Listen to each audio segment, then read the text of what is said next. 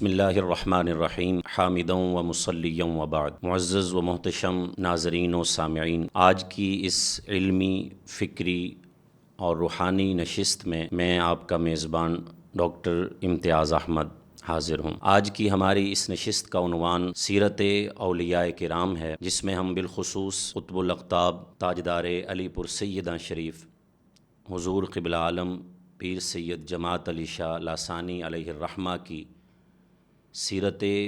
مطہرہ کے بارے میں گفتگو کرنے کی سعادت حاصل کریں گے۔ ہماری خوشبختی ہے کہ آج ہماری علمی اور روحانی تشنگی کو دور کرنے کے لیے اسی خانوادہ سے عالم اسلام کی ایک عظیم علمی اور روحانی شخصیت، وارث فیوض لاسانیہ الشیخ قبلہ عالم پیر سید کرامت علی حسین شاہ صاحب زیب سجادہ آستانہ عالیہ علی پور سیداں شریف امیر خیر الامم فاؤنڈیشن ہمارے ساتھ موجود ہیں۔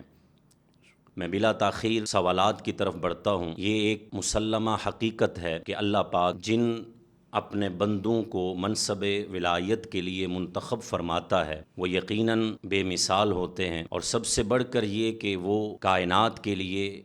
مشعل راہ ہوتے ہیں۔ میں سب سے قبل جناب سے یہ گزارش کروں گا کہ آپ ہمیں حضور قبلہ عالم شاہ لاسانی علیہ الرحمہ کی سیرت کے چند ایسے پہلوؤں پر روشنی ڈالیں کہ جو ہمارے لیے بھی مشعل راہ بنے۔ بسم اللہ الرحمن الرحیم۔ بہت شکریہ اللہ رب العزت کی توفیق سے اور اس کے فضل سے ہم آج ایک دفعہ پھر بزرگان دین رحمہم اللہ کے تذکرے کے لیے جمع ہیں، بالخصوص ہمارے مخدوم و ممدوح حضرت قبلہ عالم شاہ لاسانی علیہ الرحمہ کی ذات گرامی کے حوالے سے لب کشائی کرنے کا موقع مل رہا ہے۔ جس طرح آپ نے اپنی گفتگو میں تذکرہ کیا کہ یہ اللہ کے چنے ہوئے لوگ ہوتے ہیں اور بڑے خاص لوگ ہوتے ہیں، اور بے مثال ان کا کردار اور ان کی سیرت ہوا کرتی ہے، اسی طرح ہمارے مخدوم حضرت شاہ لاسانی علیہ الرحمہ کی ذات گرامی بھی محتاج تعارف نہیں ہیں۔ آپ کی سیرت طیبہ کے بہت سے ایسے پہلو ہیں جن پر عام طور پر گفتگو نہیں کی جاتی، اور یہ المیہ ہے کہ ہمارے ہاں صوفیاء کرام یعنی بزرگان دین رحمہم اللہ کی سیرت کے حوالے سے کم بات کی جاتی ہے اور ان کی کرامات اور فضائل وغیرہ پر زیادہ بات کی جاتی ہے۔ ہمارے حضرت کے معمولات مبارکہ اور آپ کا جو کردار اور آپ کی سیرت طیبہ ہے وہ بڑی منفرد ہے، اور حضرت شاہ لاسانی علیہ الرحمہ کی حیات طیبہ سے چند جو خاص چیزیں ہیں وہ میں اپنے ناظرین کی خدمت میں پیش کرتا ہوں۔ سب سے پہلی بات سادگی اور کفایت شعاری۔ اس پر حضرت والا نے نہ صرف لوگوں کو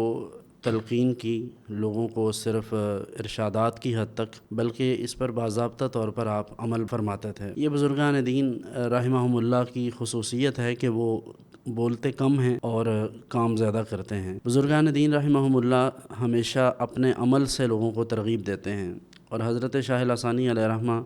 کی ذات گرامی نے بہت سارے ایسے کام جو لوگ اپنی تقریروں کے ذریعے لوگوں تک پہنچاتے ہیں، حضرت نے اپنے کردار کے ذریعے اور اپنے اعمال کے ذریعے لوگوں تک پہنچائے ہیں۔ مثال کے طور پر ہمارے دادا جان حضرت پیر سید علی حسین شاہ صاحب علیہ الرحمہ، جو کہ حضرت شاہ لاسانی علیہ الرحمہ کے پوتے ہیں، ان سے مروی ہے کہ حضرت والا نے انہیں حکم فرمایا کہ علی حسین، میں تمہیں ایک بات کی تلقین کرتا ہوں، اور وہ یہ ہے کہ تمہارا گھر اگر سادہ بھی ہوگا، تمہارے پاس بہت زیادہ سہولیات نہ بھی ہوں، تو اس سے کوئی فرق نہیں پڑتا، مگر اس بات کا خیال رہے کہ جو مہمان تمہارے گھر میں آئے تم اسے کھانا کھلائے بغیر اور پانی پلائے بغیر واپس نہ بھیجو۔ فرمایا کہ تمہارا سادہ اور کچا مکان اس شخص کے شیش محل سے بہتر ہے جس کے پاس آنے والے مہمان بغیر کھانا کھائے اور بغیر پانی پیے وہ چلے جائیں۔ اب آپ اندازہ کیجئے کہ یہ آپ اپنی اولاد سے یہ بات فرما رہے ہیں۔ اور پھر اسی طرح حضرت والا کی جب اہلیہ محترمہ دنیا سے تشریف لے گئیں تو حضرت والا نے اپنے خدام سے فرمایا کہ کیوں نہ ہم اپنے گھر کی صفائی کر لیں۔ تو خدام نے سوچا کہ صفائی تو عام طور پر گھر میں روزانہ ہوتی ہے، جھاڑو وغیرہ اور دیگر جو ضروری چیزیں ہوتی ہیں ان کا اہتمام تو کیا جاتا ہے، لیکن سمجھ میں نہیں آیا کہ آپ کیا فرمانا چاہتے ہیں۔ تو آپ نے ارشاد فرمایا کہ گھر کا سارا سامان اکٹھا کرو۔ گھر کا سارا سامان اکٹھا کر کے آپ نے فرمایا کہ محلے میں، علاقے میں جو غرباء ہیں یہ ان میں تقسیم کر دیا جائے۔ چنانچہ یہ آپ کے نزدیک صفائی کا وہ ایک خاص انداز تھا آپ کا، اور یہ آپ کی جود و سخا کا وہ پہلو ہے جو نبی کریم صلی اللہ علیہ وآلہ وسلم سے توارثاً آپ کو ملا ہے۔